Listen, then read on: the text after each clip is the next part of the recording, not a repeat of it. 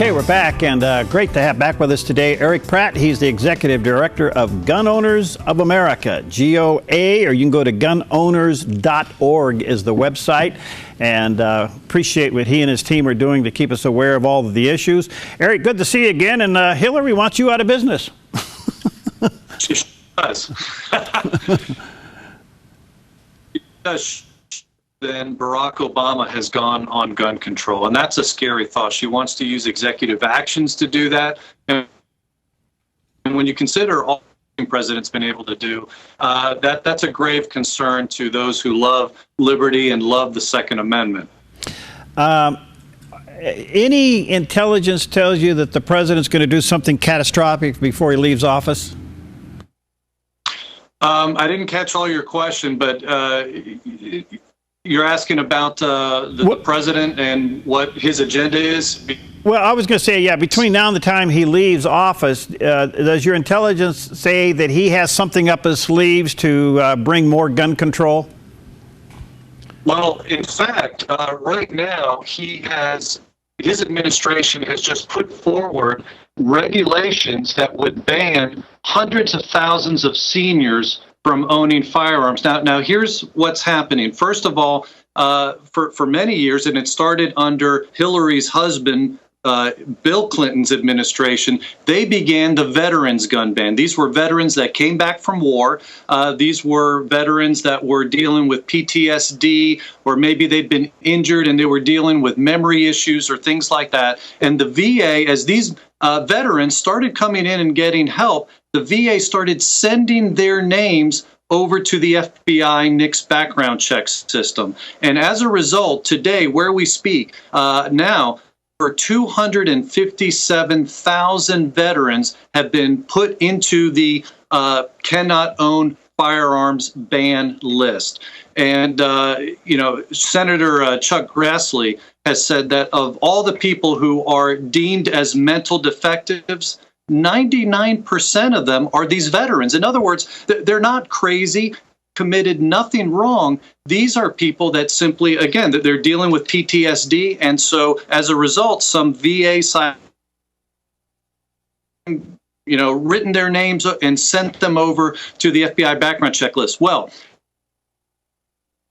last couple decades now, what's going to happen, the president has submitted regulations that would do the same thing with Social Security recipients. So seniors who are receiving benefits, if they have somebody who's handling their finances for them, because, after all, seniors, heck, when you hit 40 or 50, you start having memory issues anyway. Well, when you get upper in years, you start forgetting payments and things like that. And so many seniors do have somebody handling their finances. That kicks in and triggers their disqualification, or it will, under these new regulations that the president is proposing, which could take effect anytime after next month. So this is something that Gun Owners of America is going to be warning its members about, putting alerts out, putting things up on our website and social media, Twitter, Facebook, etc., to get people writing in and opposing this. This is something that we had to fight a battle like this last year when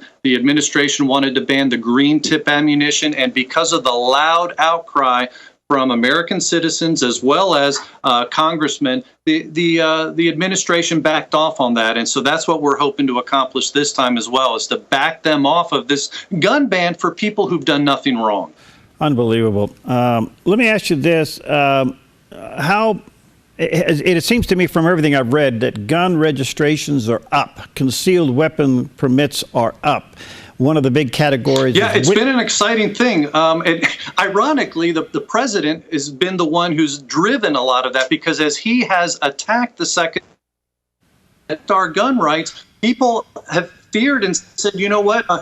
We may not have these liberties or freedoms in the future, may not be able to acquire firearms as easily. And so they've been running to gun stores.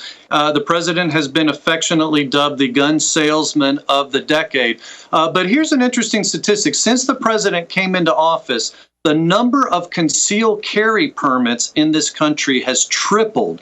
So, and that just includes permits. There's many states now that are passing what's called constitutional carry laws where if you're not a criminal, you're not a bad guy, and not intending to commit a crime, you can carry as a matter of right without getting permission. And now 1/5 of the country has constitutional carry. So I would say concealed carry is probably way more than tripled right now since the president took office. And yet the murder rate has been dropping through the floor. It's down 25% since when he took office. So here you literally have more guns being bought, more guns on the street, so to speak, people carrying guns, and yet we are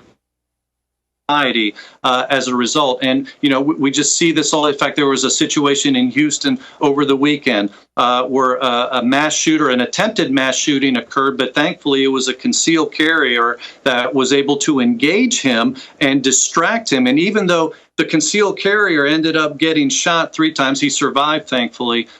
He was able to distract him, pin him down long enough for police and SWAT teams to be able to show up and finish him off. But thankfully, because there's somebody engaging the bad guy, you don't have this horrid body count, which actually happens in other countries where you have these body counts where over 100 people at a time sometimes are gunned down. Because let's face it, all the gun control laws in the world don't stop bad guys, criminals from getting guns. And so the question is, when they get a gun, is there going to be somebody who will be able to defend themselves and tie them up the way that Houston concealed carrier did over the weekend?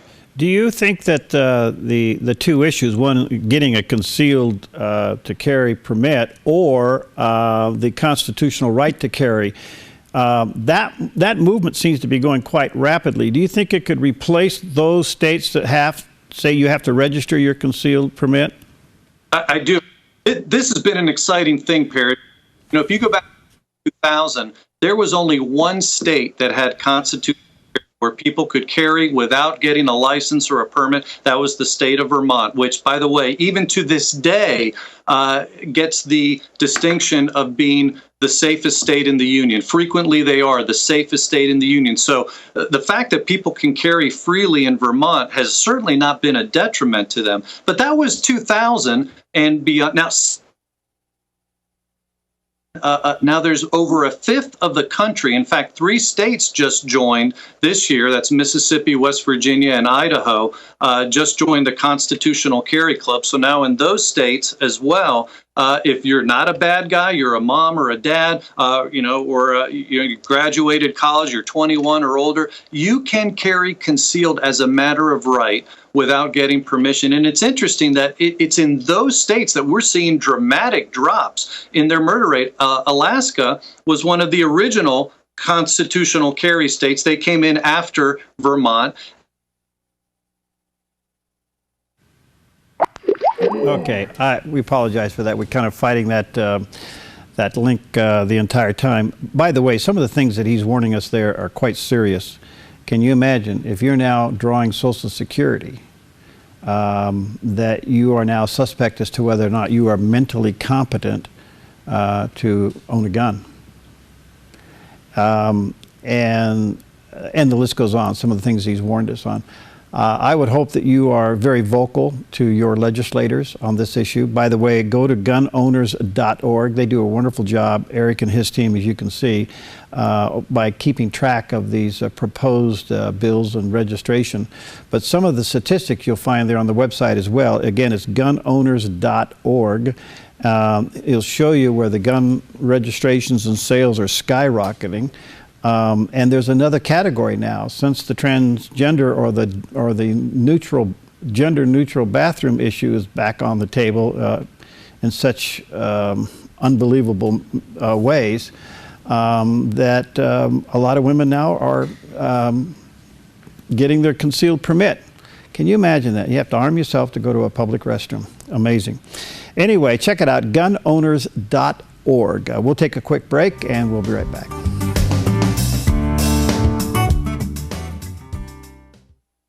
I'm Paulina Leiser, producer of Focus Today. Thank you for watching this video, and make sure to check our other videos at theDove.us.